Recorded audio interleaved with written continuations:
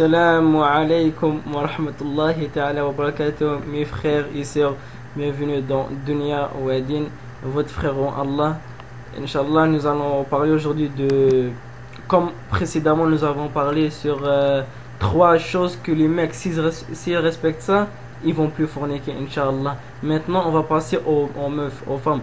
Donc, aux femmes, si vous faites deux choses plus, je vous ai fait un bonus. Si vous faites ça, Inch'Allah, vous n'allez pas forniquer.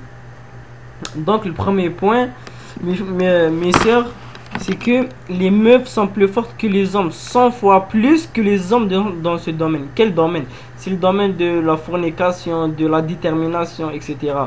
Même les psychologues le disent, ils l'affirment. Vous vous contrôlez et vous avez la détermination. Donc, contrairement à nous les mecs, vous pouvez contrôler vos pulsions. Alors, comment c'est possible que les meufs font du sexe? Vous, maintenant, vous avez la détermination, etc. Comment ça, maintenant, il y a des femmes qui font du sexe? Comment ça? Car elles le font au nom de l'amour.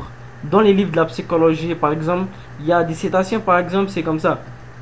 La femme donne du sexe pour l'amour.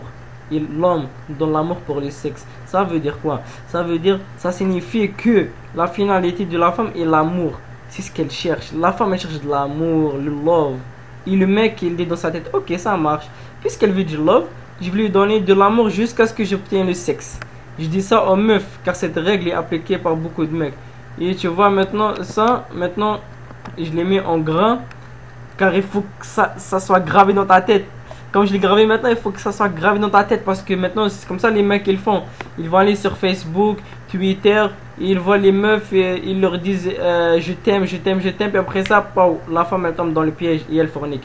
Ça, il faut que ça soit gravé dans ta tête. Il ne laisse aucun gars, Inch'Allah, te faire jouer ce tour-là, Inch'Allah. Le deuxième point que je veux faire, c'est tu vas perdre la chasteté, cousine. C'est un petit mot. La chasteté là, c'est un petit mot, mais wallah, son poids il est immense. Avec ce mot, la Vierge Marie est devenue la meilleure femme au monde. L'hymen dans le vagin, c'est comme un fil, c'est comme un cadeau. Lui qui coupe avec, il a eu son avenir. S'il vous plaît, gardez ça pour votre mec de mariage. Patientez s'il vous plaît, plus le combat est dur, plus la récompense elle est pure. Inch'Allah. Ce qu'on peut dire maintenant du deuxième point, c'est que ton hymen, c'est comme vous voyez le cadeau, par exemple, j'ai un cadeau, puis là je l'attache avec un fil. Si je coupe le fil, donc je peux ouvrir le cadeau. Et vous maintenant l'hymen, gardez ça pour votre mariage, parce que c'est un des plus grands cadeaux pour l'homme. Gardez ça pour votre mariage. Ne laissez pas un garçon vous humilier. Gardez ça pour votre mariage. Pourquoi dans le mariage il y a des invités, tambours, etc. Pourquoi?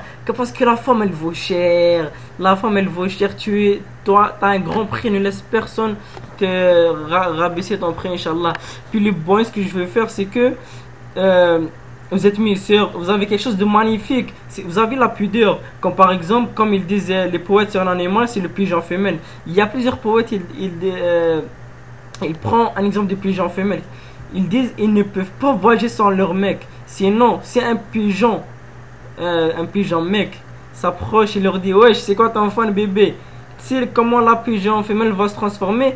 Elle va se transformer en lion. Pas de rigolade avec elle. Et vous avez aussi quelque chose de trop cool, c'est la chasteté. Les meufs diront sûrement, ok, la chasteté c'est juste une parole. Tous les meufs font ça et ça. Et si j'applique ça, et toi tu dis maintenant dans ta tête, si je fais ça par exemple, je vais avec mes amis, je vais forniquer et tout, elles vont dire des choses gentilles. Et en plus, et ma soeur, et je vais donner un conseil, je vais donner un truc, ok? Le prophète sallallahu alayhi wa sallam, il était plus pudique qu'une vierge la nuit des noces. Le prophète était plus poli, plus pudique qu'une fille vierge le soir de son mariage. Alors, si tu as peur de ce que tes copines vont dire, dis-toi qu'avec ta pudeur, tu vas te rapprocher du prophète sallallahu alayhi wa sallam. Tu le prends comme exemple, laisse les gens dire ce qu'ils veulent. Et je veux que, Inch'Allah, vous gravez ça dans vos têtes. Est-ce que maintenant je vais mettre en bleu? Ça marche. Puisqu'elle veut dire, là, je vais donner de l'amour jusqu'à ce que j'obtienne du sexe. Je dis ça aux meufs, car cette règle est appliquée par beaucoup de mecs. Wassalamu alaikum wa rahmatullahi ta'ala wa barakatuh, mes frères et sœurs. wa barakallahu fikum.